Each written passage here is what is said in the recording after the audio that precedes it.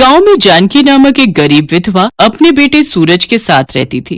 पति के गुजर जाने के बाद जानकी घरों में चौका बर्तन करके अपना परिवार चला रही थी। जानकी सदैव भगवान की पूजा किया करती थी। उसके घर में ब्रह्मा, विष्णु, महेश त्रिदेवों की एक फोटो थी, जिसके आगे वो हर सुबह उठकर दीपक जलाया करती थी और नियम पूर्वक जो भी रूखा सूखा बनाती वो भोग लगाकर ही खाती थी। सूरज था तो छोटा, पर समझदार बहुत था। वह अपनी माँ को अक्सर ऐसा करते देखता था। माँ, तुम भगवान की पूजा क्यों करती हो? इसलिए बेटा, ताकि भगवान हमें हर मुसीबत से बचाएं। माँ, क्या भगवान हमें सारी मुसीबतों से बचा लेते हैं? हाँ बेटा, भगवान हमारी हर मुसीबत में रक्षा करते हैं। अपनी माँ से बातें करते करते सूरज सो जाता है। अगले दिन जानकी काम पर चली जाती है। एक दिन सूरज की तबीयत खराब थी, पर वो दवाई खाने के लिए लगातार मना कर रहा था। सूरज बेटा, अगर दवाई नहीं खाओगे तो कैसे ठीक होगे? माँ, तुम ही तो कहती हो कि भगवान हमें सारी मुसीबतों से बचा लेते हैं, तो वो मुझे ठीक कर देंगे। मैं दवाई नहीं खाऊंगा, दवाई बहुत कड़वी होती है। अरे तुम्हें नहीं पता कि भगवान जी ने तो मुझे ये दवाई दी है कि इसे सूरज को खिला देना, उसके बाद वो बिल्कुल ठीक हो जाएगा। वो देखो, दवाई की पुड़िया भगवान के मंदिर में रखी है ना, और उन्होंने साथ में कटोरी में चीनी भी रखी है। अगर तुम्हें दवाई कड़वी लगे तो मैं तुम्हें चीनी खिला दूं, वो देखो। क्या सचमुच भगवान जी ने ये दवाई दी है? ठीक है, फिर तो मैं ये दवाई खा लूंगा। माँ, मुझे वो वाली चीनी भी दो। हे ईश्वर, मुझे क्षमा करना। मैंने आपका नाम लेकर सूरज को दवाई खिलाई है। मैं जानती हूँ आप मेरे बच्चे को जल्दी ठीक कर दोगे। हे पालनहार, हे ब्रह्मा, विष्णु, महेश, आपकी सदा ही जय हो। दवाई खाकर सूरज ठीक हो जाता है। माँ, भगवान जी की दवाई से तो मैं बिल्कुल ठीक हो गया। मुझे बहुत जोरों से भूख लगी है, मुझे दाल चावल खाने हैं। माँ, अच्छा बेटा, आज मैं तेरे लिए दाल चावल ही बनाऊंगी। जानकी उस दिन सूरज के लिए दाल चावल बनाती है। जानकी भगवान को भोग लगाकर सूरज को खाना देने ही लगी थी कि तभी गांव का मुखिया आ जाता है। जानकी, कर्जे के बाकी बचे हुए रुपए तो कब तक लौटाएगी? तूने अपने पति की बीमारी के लिए मेरे से 5,000 रुपए लिए थे, जो अब ब्याज के साथ 15,000 हो चुके हैं। मुखिया जी, आप चिंता मत करो, मुझे कुछ महीनों की मोहलत और दे दो, मैं आपका सारा कर्जा चुका दूंगी। ठीक है, 15 दिन बाद 5,000 रुपए दे देना। बाकी के बचे हुए पैसे 2-3 महीने के अंदर लौटा दे। इतना कहकर मुखिया वहां से चला जाता है। जानकी परेशान हो जाती है कि वो इतनी जल्दी रुपए कहाँ से लाएगी। जानकी घरों में काम करती थी, वहां से भी एडवांस रुपए मांगती है, पर पहले ही वो महीने के पैसे ले चुकी थी, इसलिए मालकिन ने एडवांस देने के लिए भी मना कर दिया। नहीं नहीं जानकी, ऐसे काम नहीं चलता। तुम्हें तो पता ही है सेठ जी पूरे महीने के पैसे एक साथ देते हैं। अब मैं तुम्हें एडवांस में पैसे दे दूंगी तो मुझे भी तो पूरे टाइम घर का खर्च चलाना है। सेठ जी शहर गए हुए हैं, पीछे से मुझे भी तो पैसों की जरूरत है, और वैसे भी मैं तुझे महीने के पैसे पहले ही दे चुकी हूँ। कोई बात नहीं मालकिन, आप परेशान मत हो। ऐसे ही कुछ दिन तक जानकी परेशान रहती है। वो कुछ भी नहीं समझ पा रही थी कि आखिर वो चौधरी का कर्ज कैसे चुकाए। एक दिन जानकी त्रिदेव की मूर्ति के आगे बैठी रो रही थी। हे प्रभु, मैं क्या करूं, मुझे कुछ समझ नहीं आ रहा। चौधरी साहब कल मेरे से कर्जे के 5,000 रुपए मांगने आ जाएंगे, पर मेरे पास उनको देने के लिए बिल्कुल भी पैसे नहीं है। अगर मैंने उन्हें पैसे नहीं दिए तो ये घर खाली करना पड़ेगा हमें, वो हमें यहाँ से निकाल देंगे। मेरी सहायता करो प्रभु, मेरी सहायता करो। माँ, तुम रो मत। तुम ही तो कहती हो कि भगवान हमारी हर मुसीबत से रक्षा करते हैं। देखना, वो हमें भी इस मुसीबत से निकाल देंगे। पर जब मुखिया पैसे लेने के लिए आया तो जानकी के पास पैसे नहीं थे। मुखिया ने उसे खूब खरी खोटी सुनाई। जानकी, मैंने तुझसे कहा था कि तू कर्जे के 5,000 रुपए तैयार रखना, पर तूने ऐसा नहीं किया। कल दोपहर तक अगर तूने मेरे पैसे नहीं लौटाए तो मैं तुझे पुलिस के हवाले कर दूंगा, समझी? मुखिया जी, आपको पता भी है हमारी मदद करने के लिए भगवान जी आने वाले हैं। वो आपके सारे पैसे चुका देंगे। सही है, सही है। बच्चे को भी बहला फुसला रखा है कि भगवान आएंगे, भगवान आएंगे। देखता हूं कल कौन से भगवान मेरे पैसे चुकाने आने वाले हैं। जानकी रोने लगती है। सूरज भगवान त्रिदेव के पास जाता है और उनसे कहता है, भगवान जी, माँ कहती है कि आप मुसीबत में हमेशा सहायता करने के लिए आते हो। कल मुखिया जी माँ को पुलिस के हवाले कर देंगे। आप उससे पहले आ जाना, मैं आपका इंतजार करूंगा। सूरज भगवान के आगे रोने लगता है और उसकी दर्द भरी पुकार ब्रह्मा विष्णु महेश तक पहुंचती है। हे नारायण, महादेव, मासूम सूरज की करुण पुकार सुनकर मेरा हृदय द्रवित हो गया है। ब्रह्मदेव, सूरज हमें मदद के लिए पुकार रहा है। जानकी ने सदैव हमारी पूजा और अर्चना की है।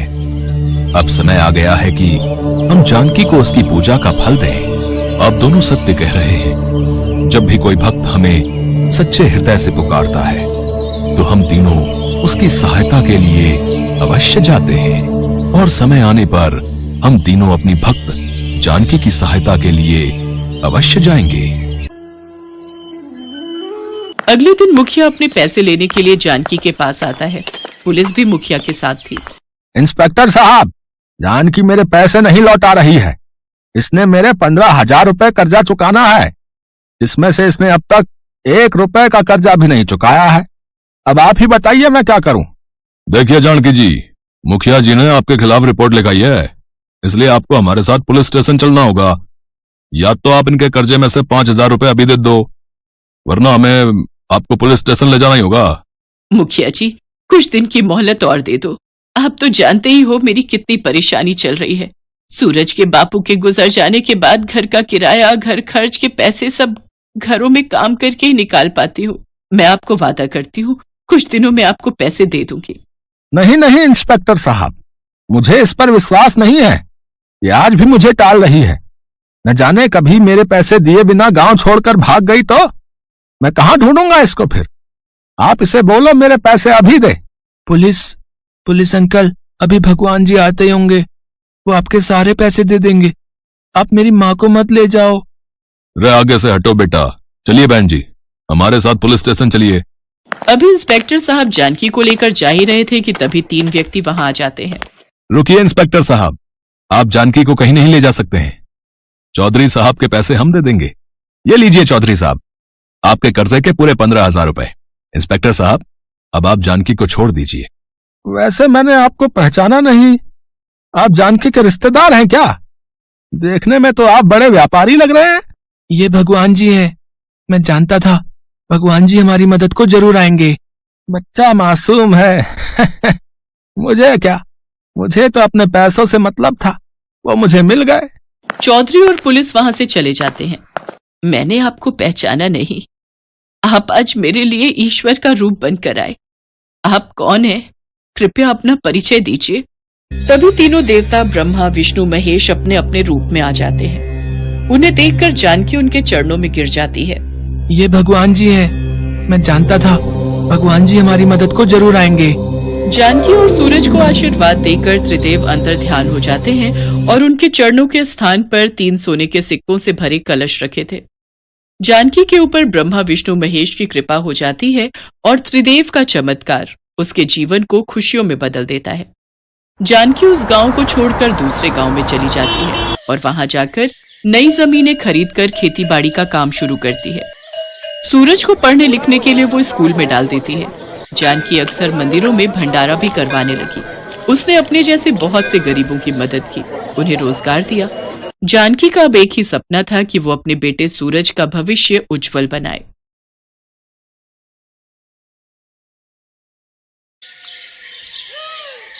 पृथ्वी की रक्षा और जन कल्याण के हित के लिए अनेकों बार भगवान विष्णु की भांति भगवान शिव ने भी अवतार लिया है। भगवान शिव द्वारा लिया गया ऐसा ही एक अवतार है बटुक अवतार। बटुक का अर्थ होता है छोटा बच्चा।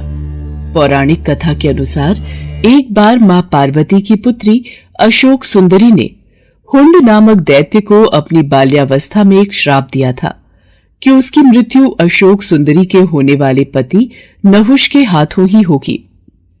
इसलिए बाल्यावस्था में ही हुंड ने नहुष का वध करने की योजना बनाई। मैं अशोक सुंदरी के श्राप को सिद्ध होने से पहले ही नष्ट कर दूंगा। मैं बाल्यावस्था में ही नहुष और अशोक सुंदरी का वध कर दूंगा। मुझे ये बात माताश्री को बतानी होगी। माताश्री, माताश्री, आप कहाँ हो? मेरा हृदय व्याकुल हो रहा है। क्या हुआ अशोक सुंदरी? आप इतनी घबराई हुई क्यों हो पुत्री? माताश्री, हुंड राक्षस नहुष को मारने के लिए निकल चुका है। वो नहुष का वध करने वाला है। उसको रोक लीजिए माताश्री, नहीं तो अनर्थ हो जाएगा। हुंड राक्षस की इतनी हिम्मत कि वो नहुष की हत्या करने का साहस कर बैठा। आज हुंड दैत्य को मेरे हाथों से कोई नहीं बचा सकता। देवता, ऋषि, मुनि सब हुंड के प्रकोप से तंग आ चुके हैं। अब मुझे उसका संहार करना ही होगा। देखते ही देखते मां पार्वती मां काली के रूप में आ जाती हैं। उनका क्रोध बढ़ रहा था। वो हाथों में खड्ग लिए हुंड के वध के लिए निकल पड़ती हैं। किंतु यदि वो हुंड का वध कर देती तो वो प्रकृति के खिलाफ हो जाता, क्योंकि हुंड दैत्य का वध नहुष के हाथों ही लिखा था।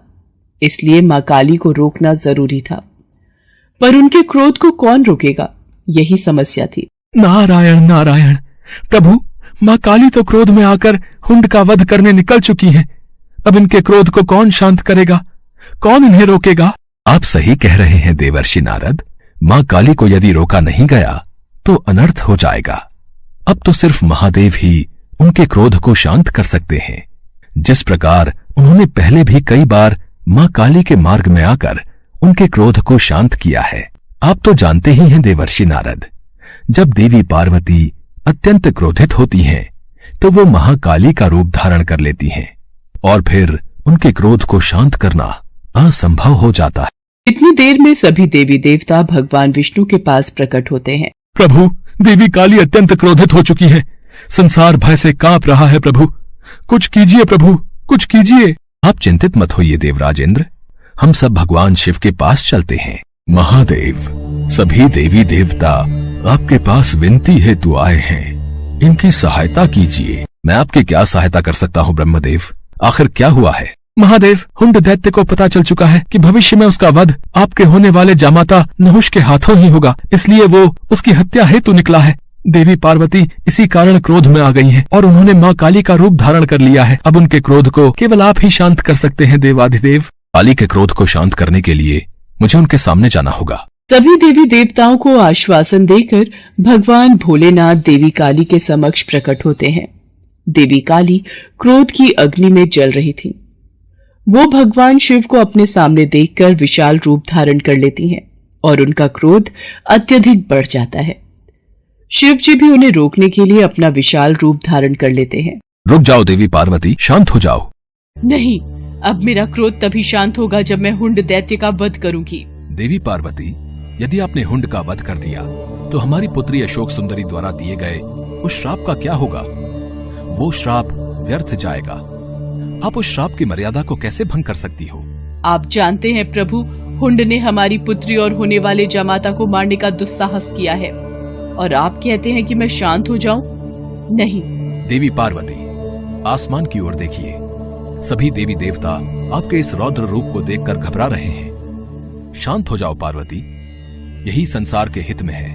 नहीं, अब मुझे कोई शांत नहीं कर सकता। आप मेरे मार्ग से हट जाइए, मैं आज नहीं रुकूंगी। पर रुकिए देवी पार्वती, हमारी पुत्री अशोक सुंदरी और नहुष दोनों ही सकुशल हैं, उन्हें कुछ नहीं हुआ। नारायण नारायण, अब क्या होगा प्रभु? माता तो क्रोध की अग्नि में आगे बढ़ चुकी है। अब महादेव माता को कैसे शांत करेंगे? उन्होंने तो महादेव की बात को मानने से भी इनकार कर दिया है।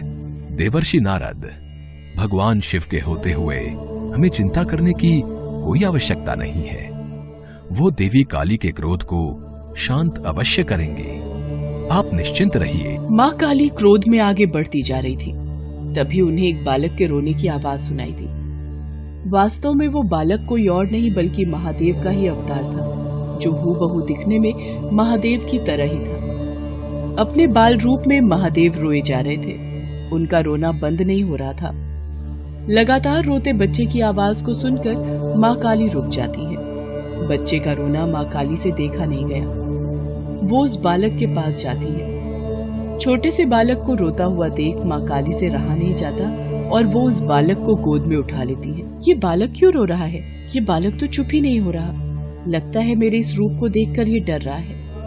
मुझे अपने वास्तविक रूप में आ जाना चाहिए। बालक की करुण आवाज को सुनकर माँ काली अपना क्रोध भूल जाती है और वो अपने वास्तविक रूप में आ जाती है और बच्चे को खिलाने लगती है। बालक भी चुप हो जाता है। तभी वहां पर देवर्षि नारद और भगवान विष्णु सभी देवताओं के साथ प्रकट होते हैं। देवी पार्वती, ध्यान से इस बालक की तरफ देखिए। आपके क्रोध को शांत करने के लिए ही महादेव ने इस बालक का रूप धरा है। और ये जो रो रहे थे वो इनकी पीड़ा थी। ये जानते थे कि आप इस समय अत्यंत दुखी हैं और आपने अपने क्रोध को और आपने अपने दुख को क्रोध में परिवर्तित कर लिया है और क्रोध विनाशकारी होता है। ये तो आपको परिचित है देवी पार्वती, इसलिए आपके क्रोध को शांत करने के लिए ही महादेव ने इस बालक का रूप धरा था। आज ये सिद्ध हो गया कि अत्यंत क्रोध को अत्यंत प्रेम भाव से ही शांत किया जा सकता है। महादेव आज से आपके इस बाल रूप को बटुक अवतार के रूप में जाना जाएगा। सभी देवी देवता भगवान शिव और माता पार्वती पर फूलों की वर्षा करने लगे। उस दिन से भगवान शिव के बटुक अवतार को भक्तगण पूजने लगे।